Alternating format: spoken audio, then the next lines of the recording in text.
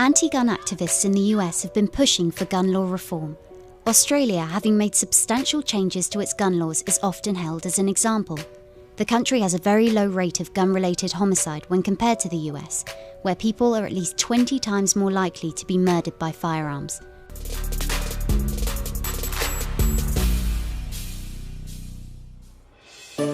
Australia used to have a serious problem with gun violence.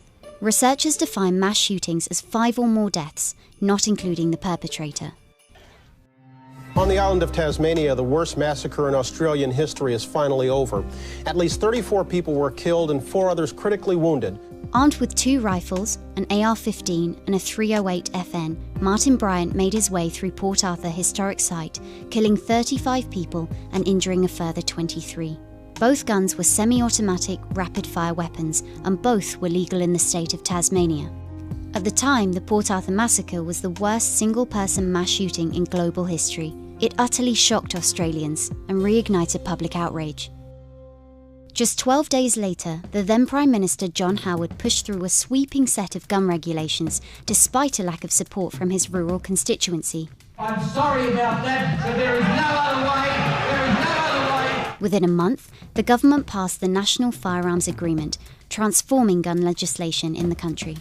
Before the Port Arthur massacre, gun laws varied from state to state. What the agreement did was standardise the laws nationally. Certain semi-automatics and self-loading rifles and shotguns were banned. New licensing requirements were adopted, and a national firearms registry was established. The law says Australians need a genuine reason for having a firearm, such as sport shooting or for agricultural use. It doesn't include self-defence. People must go through background checks and wait 28 days before they can buy a gun. The government also spent $375 million to buy back 640,000 civilian-owned guns and then destroyed them. After the gun law reform, the total number of homicides involving a firearm decreased by half. The total number of gun-related deaths fell rapidly as well, dropping more than half in 2016 compared with 1996.